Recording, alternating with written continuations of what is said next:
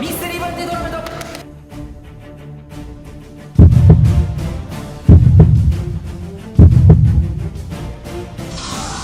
それだけはやったらあかんことやろ。あったんで150万円。1100ユーロ出しのエウレカメインイベントに出ていこうと思います。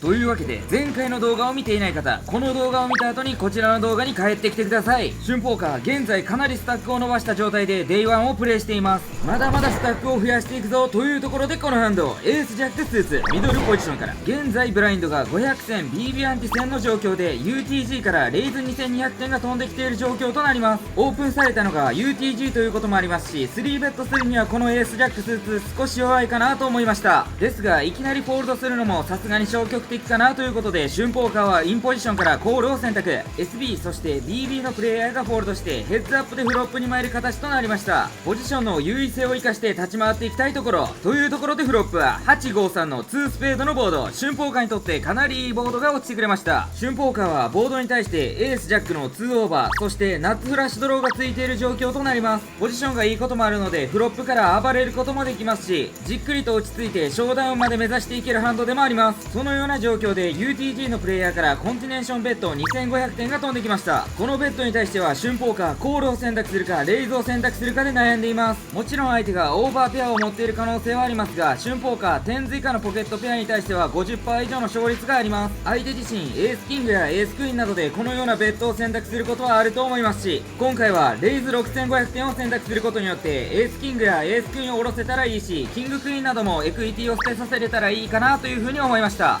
強いとはいえど現状エースハイなのでフロップで下ろせたら嬉しい、そう思っていましたが、相手はこのレイズに対してコールを選択。ターンに落ちたのはジャックのクラブ。相手はこのターンカードに対してチェックを選択。春ポーカーのターンとなります。フロップに引き続きターンもシンプルに春ポーカーがハイカードならセットなどと合わせてポラライズしたでかいベットをするのもありだなと思っていましたが、ターンでヒットしたことによってブラフする必要はなくなりました。春ポーカー自身リバーを見てもいいハンドを持っているので、誘いのチェックを選択するか、安めに打ってテンズやナインズからバリューを取るか。相手がわりかし勢い系のプレイヤーなのでリバーで変なブラフをしてくれるかも、そんなことを思って春ポーカーは今回チェックバックを選択。リバーでは4のダイヤが落ちました。現在ポットは2万点ほど。このリバーに対して相手はどうするか。ここで UTG のプレイヤーはベッド1万点を選択。もしも UTG にチェックをされたら春ポーカーバリューベッドをリバーで打とうとは思っていましたが、相手からのベッドに対してはほぼほぼコールがいいかなと思っていました。ということで春ポーカーはコールを選択すると、相手のハンドはエースクイーンオフスーツ。展開にも恵まれた春ポーカーですが、ターンのチェックによって相手のブラフを誘うことができました。もちろんまくられる可能性もあるターンのチェックですが、フラッシュドローなどがついている時はリバーを見てもいいとは思うので、変則的にチェックを挟むのもいいプレーなんじゃないかなという風に思いました。ナイスブラフの引き出し春ポーちゃんということでね、2回目の休憩になります。現在春ポーカー9万3500点かな。スタックかなり増やしました。いいですね。アベレージが5万4000点なんで、大体2倍弱ぐらい。ヨーロッパやっと俺に花持たせてくれる。ちなみに昨日ね150枚負けてますから、とりあえずここで上振れてもらいます。次の休憩後も楽しいけ。今回のトーナメントは序盤からかなり調子がいい春ポーカー。続いてのハンドはこいつだ。ナインズ UTG から。現在ブラインドは600、1200、BB アンティ1200の状態です。春ポーカーはもちろんオープンしていきたいと思います。選んだサイズはレイズに1500点。ブラインドも結構上がってきたので、ここら辺からはオープンサイズはだいたい 2BB 近くになってくるかなという風に思っています。トーナメントは終盤戦にかけて 1BB の価値の重さがかなり大きくなってくるので、それを加味した上で冷静に立ち回っていこうと思います。というところで春ポーカーのオープンに対してハイジャックのプレイヤーがここでコールを選択。春ポーカーのオープンが早めのポジションからということもあるのか、ハイジャックのプレイヤーはコール止め。もちろん春ポーカーのナインズ強いハンドではありますが、ハイジャックのプレイヤーもそれなりのハンドを持っていると思います。というところで春ポーカーのオープン、さらにハイジャックのコールに対して SB のプレイヤーがここで大きめの3ベッド1万5000点を選択。このでかい3ベッドに対しては春ポーカーコールもしくはフォールドをしようと考えていました。相手自身 SB という一番悪いポジションなので、でかいレイズをするのは分かりますが、さすがにかなりでかいサイズですし、下ろしたそうな印象を感じ取れます。エースキングなども十分にあるかなと思う春ポーカー。春ポーカー自身 SB に対してはポジションもいいですし、これは全然コールできるかなという風に思いました。相手のバックスタック的にも結構ありますし、ポストフロップも戦えるかなということで、春ポーカーはコールを選択。ハイジャックのプレイヤーのアクションを待っていきたいと思います。エースキングなどの可能性を感じした上でのこのコールなので、フロップでエースやキングが落ちなかった場合、結構タフなシチュエーションが来るかなと思う春ポーカー。この状況でハイジャックのプレイヤーはフォールドを選択。ヘッズアップでフロップに参ります。フロップはエース圏内の2ハート。セットが完成した。勝ちに行くぞ。春ポーカーここで激アツのフロップボトムセットを完成。さらにエースまで落ちてくれるという神ボード。めちゃくちゃベッドが欲しいところでしたが、 SB のプレイヤーはこのボードに対してチェックを選択。春ポーカーのターンとなります。ここでの相手のチェック選択はキングスクイーンズもワンチャンあるし、エースキングなどの潜みプレイもあるなと思いました。怖いボードではありますが、フロップは我慢して1回スロープレイを挟もうと思い、春ポーカーはチェックバックを選択。ターンに落ちたのは4のダイヤ。ひとまずドロー完成が見えるボードにならなくて嬉しい春ポーカー。相手がチェックだった場合はターンからはさすがにベットしていこうと思っていました。ですが SB のプレイヤーはここでベッド11500点を選択。ここで相手のバックスタックを確認したところ、残り35000点ほど。ドローも多いこの状況、ここはかますべきなんか。俺は元忍びの宇髄天元様だぞ。その界隈では派手に名を馳せた男。ドローも多いボードやからこそエースも自信持ってコールしてくれるはず。キングスやクイーンズからもワンベッドもらえれば十分なボード。相手のバックスタック的にもここは春ポーカーオールインを選択すると、相手はスナップコール。相手のハンドは春ポーカーの読み通りエースキング。オールインの時点で勝率は 100%。春ポーカーここで見事勝利。こいつは元冬木の宇髄天元様だぞ。その界隈ではハゲに名を馳せた男。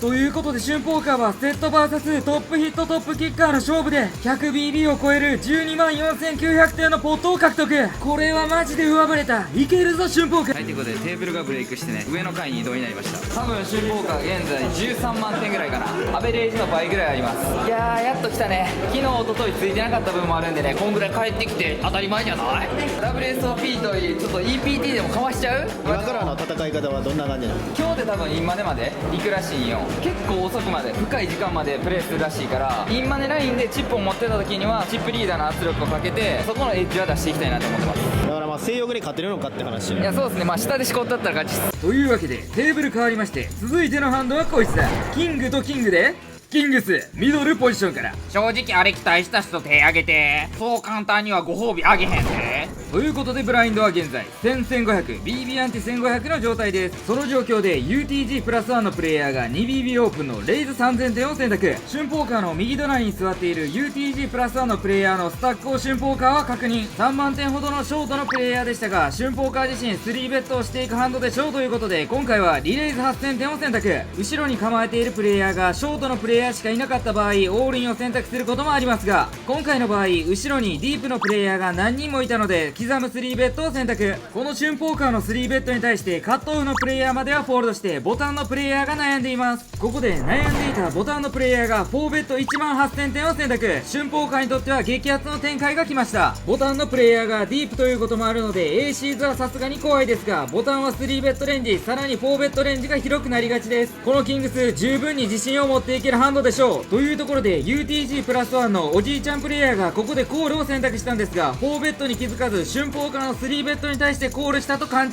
していました。ディーラーに4ベットされていると聞かされ、ここで4ベットに対してもコールをすると選択されました。これは UTG プラス1のプレイヤーキングスより明らかに弱いハンドを持っているでしょう。ボタンのプレイヤーがディープということもあるので、春ポーカー自身5ベットを返したいと思っているんですが、ここで刻むよりもエースキングと混ぜてまあまあでかいオールインを選択するのもありかなという風に思えてきました。おじいちゃんの弱そうなコールによって春ポーカーがスチールしたい感も出ると思いますし、クイーンズなどだったらコールしてくれる可能性はあると思います。マジでボタンのプレイヤー A シーズだけはやめてな。エースキングもしくはクイーンズで頼む。そんな思いを乗せて春ポーカーはここでオールイン15万点を選択すると、ボタンのプレイヤーは春ポーカーのオールインに対してスナップでホールド。悩んでコールが一番嬉しかったですが、スナップコールされなかっただけまあよしとしましょう。そして UTG プラス1のプレイヤーのターンとなったんですが、このおじいちゃん自体現在1万8000点をポットに出していて、残り1万2000点のスタックしかない状況。当たり前にコールが入ると思ったのに鬼の兆候に入られるので早送りにさせていただきます。ちょ待ってなおじいちゃん、そんな飛びたくない。い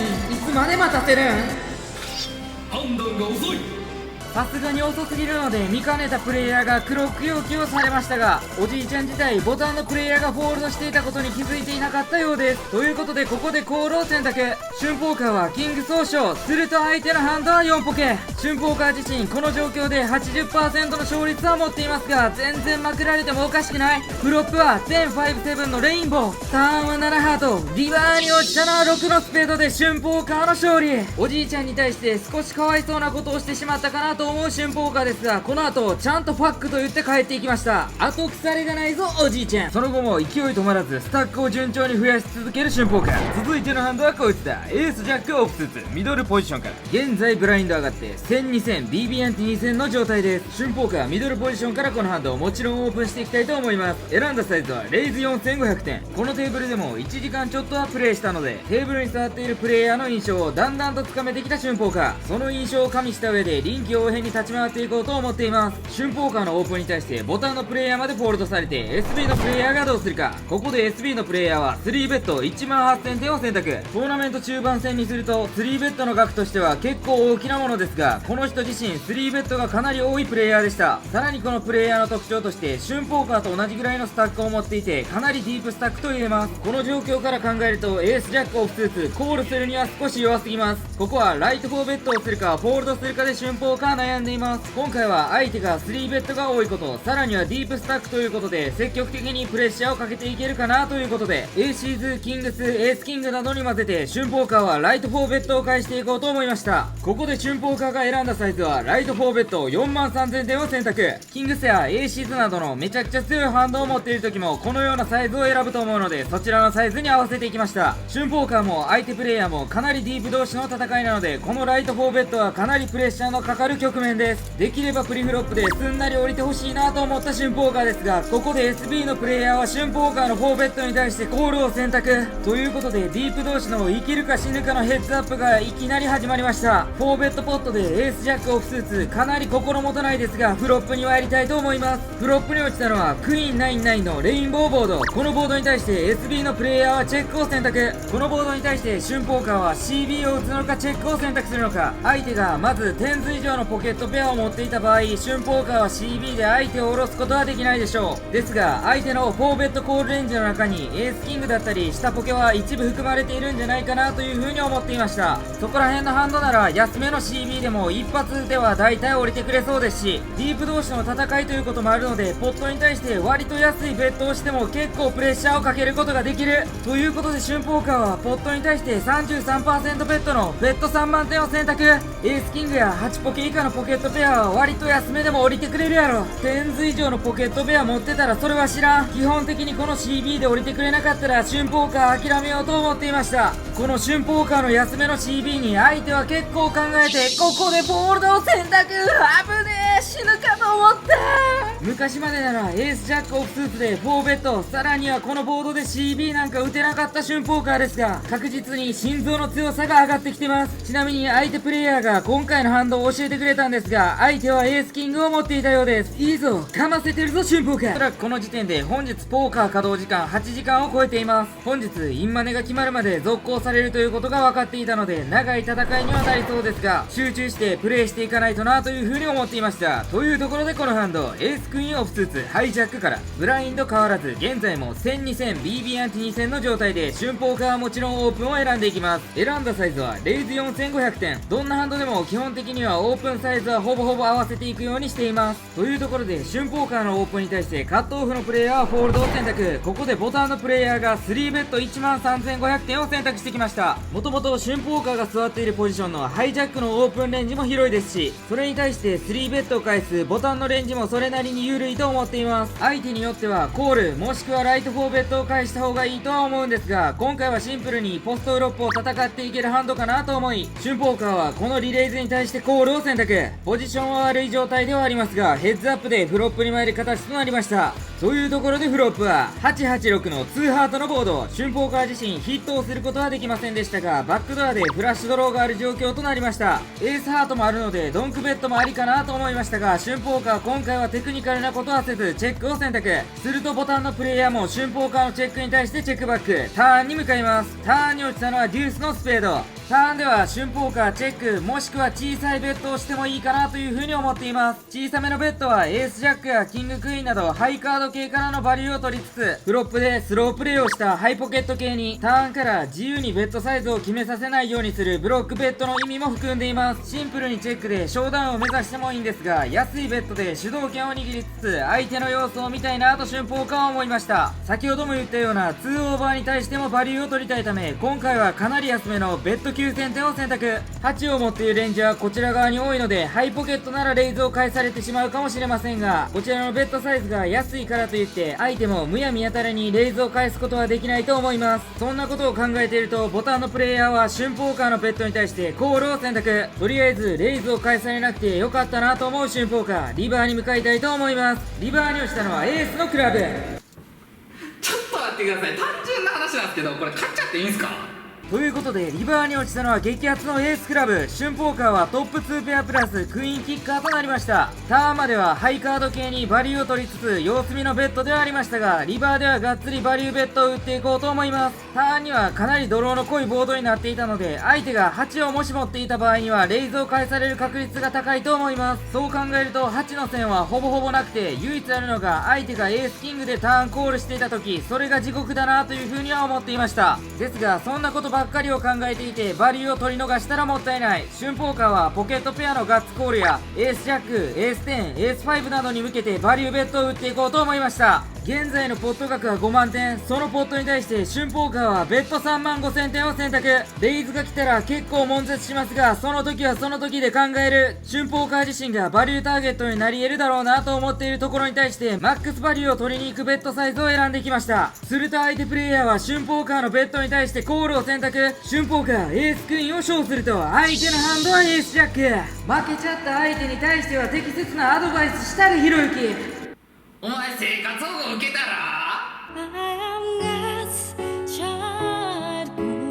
ということで春ポーカーはボードに合わせた臨機応変な立ち回りで常に主導権を握りつつ2発のバリューベットを決め込んだ。ナイス春ポーカー。はい、ということでね、再びブレイクになりました。今回のねラウンドも結構いい感じに増やせて、現在27万点、こちらがアベレージなんで 2.3 倍ぐらいある状態です。激アツです。現在485名残るチャンピオン、めっちゃ長いんよこのトーナメント。体力との勝負でもあるんですけど、まあしっかり頑張っていきます。というわけでブレイク明けまして、現在ブラインドは1500、3000、BB アンテ3000の状況でこのハンド10-9スーツカットオフからすでに UTG プラス1のプレイヤーがレイズ6000点を選択している状況です。というところで春ポーカーの右隣ハイジャックのプレイヤーがこのレイズに対してコールを選択。春ポーカー自身ライト3ベッドを返してもいいかなとも思いましたが、ポジションがいい状況でマルチウェイにも適しているハンドを持っているということで今回はコール選択にしました。ボタンのプレイヤーがフォールドしたので春ポーカーが一番ポジションがいい状況というところで BB のプレイヤーもコールして4ウェイでフロップに参る形となりました。フロップに落ちたのは883の2スペードのボード。春ポーカーにとっていいボードとは言えませんが、ターンリバーで一応ストレートに発展する可能性はあるようなボードです。このフロップに対して UTG プラス 1BB ハイジャック全員チェックを選択。春ポーカーのターンとなります。できればボードにダイヤがもう1枚ぐらい落ちていればなお良かったですが、6や7ジャックなどがターンで落ちたら2発ブラフをベットできる可能性もあるので、4ウェイに対してフロップからベットしていくという強めのアクションを取ることに今回はしました。フリフロップのアクションからすると春ポーカーが89や78などの8を持っているレンジは十分に主張できると思います。8のトリップス周りの10-9を抑えていることも今回ベッドを選択した理由の一つでもあります。というところで春ポーカーのベッドに対して BB のプレイヤーはフォールドを選択。 UTG プラス1のプレイヤーはここでコールを選択されました。オリジナルのプレイヤーなのでポケットペアもしくはエースハイなどでコールしている可能性は十分にあるなという風に考えていました。というところでハイジャックのプレイヤーはここでフォールドを選択。ヘッズアップでターンに向かう形となりました。ターンに落ちたのは5のダイヤで、残念ながら春ポーカーはドローを伸ばしたり10-9を引くことはできず、 UTG プラス1のプレイヤーはこのターンカードに対してもチェックを選択。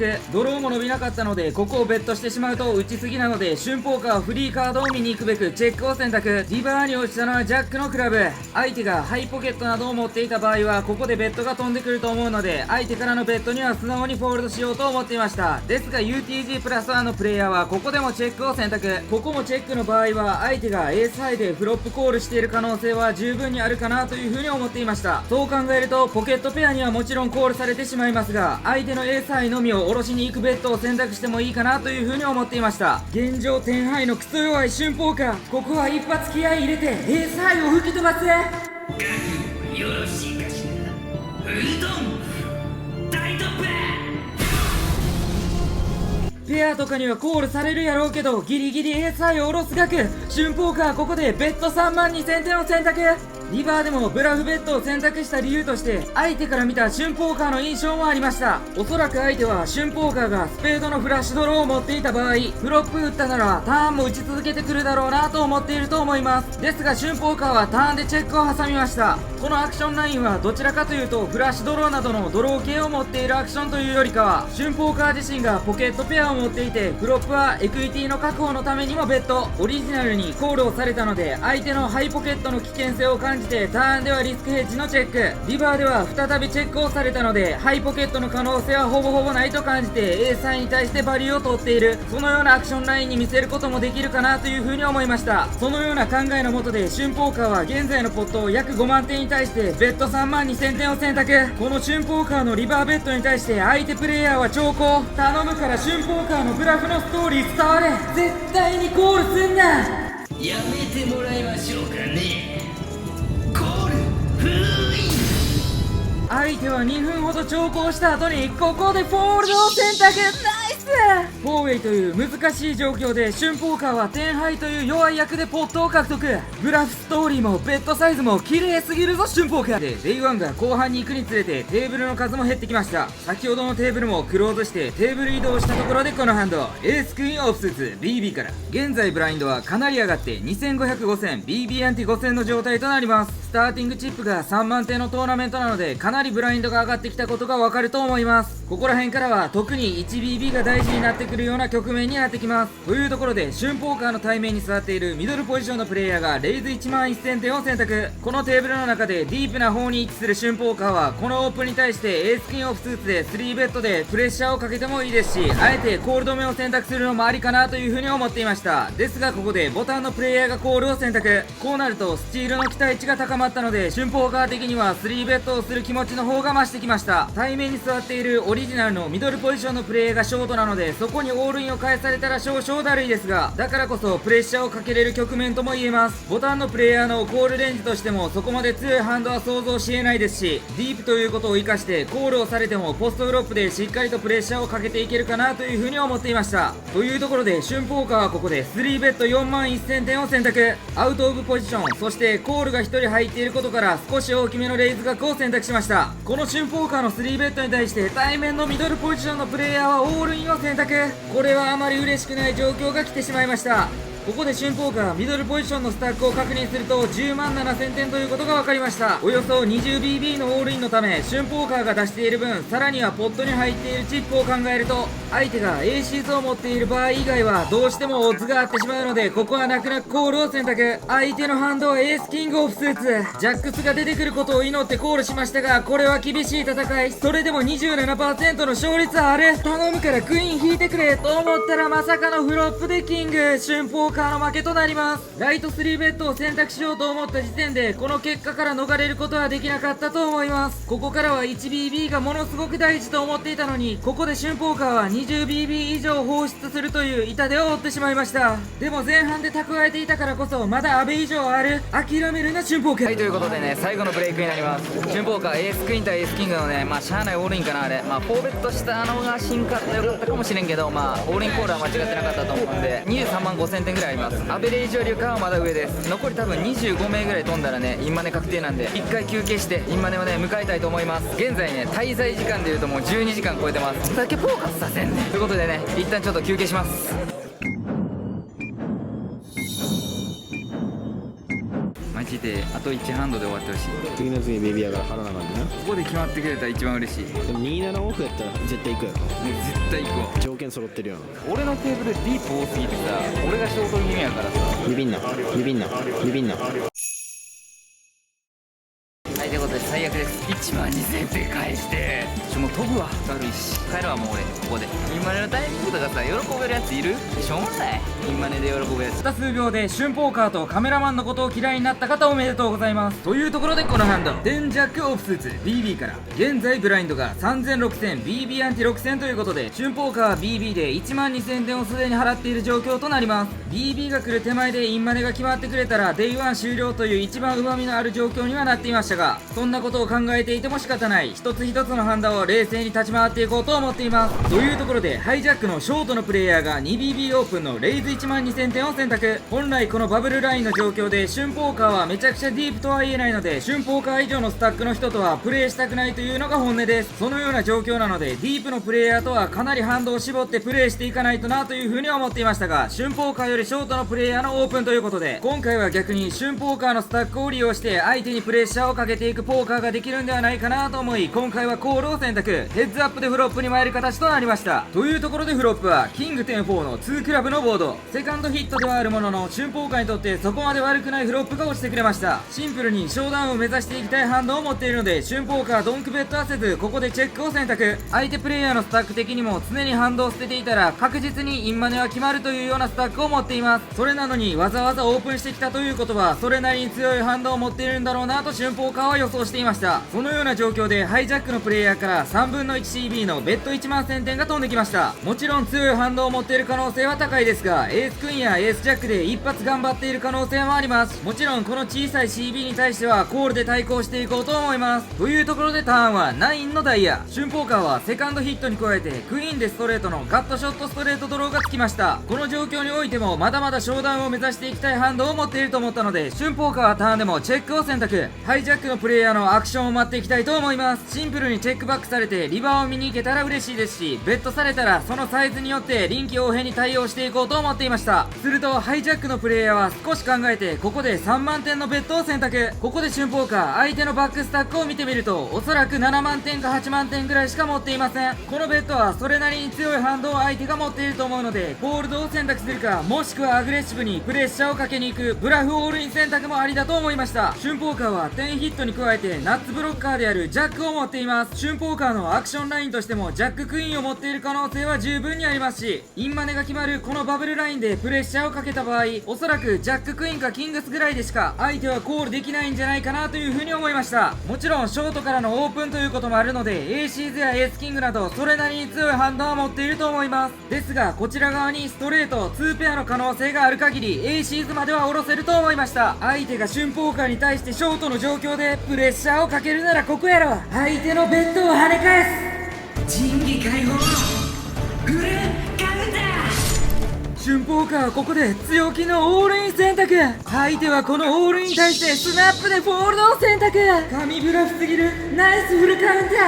ー。仁義解放フルチンカウンター。12345そうですそうです、私はフルチンカウンター。ということで春ポーカーはバブルラインという特殊な状況を生かしてディープという特徴を生かした完璧な立ち回りを展開した。デイ1終了間際にいかつすぎるぞ春ポーカー。相手ショートやったんでブラフに最適でした。今のどうやった？コールはするかもしれんなと思ったけどまさか行くとは思わなかっエロいんよ俺。相手も相当強かったと思います。あそこでね10のねヒットとストレートのブロッカーを使ってプレッシャーをかけれるのが春ポーカーなんですよ。だから勝てんねんて。内心ドキドキしましたよ。みんなに褒められたいからやってんで。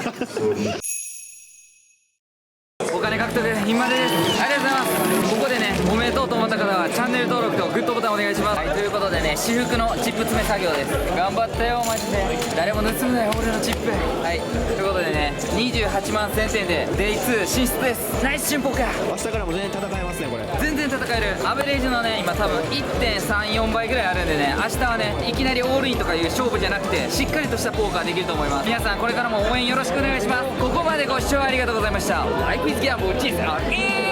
ざっした。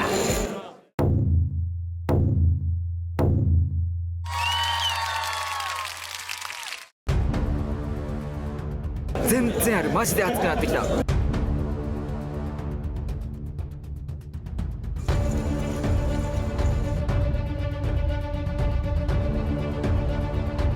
シュンポーカーのアパレルブランドノーリミットが YouTube 概要欄で絶賛発売中。ポーカーで買ったら買ってください。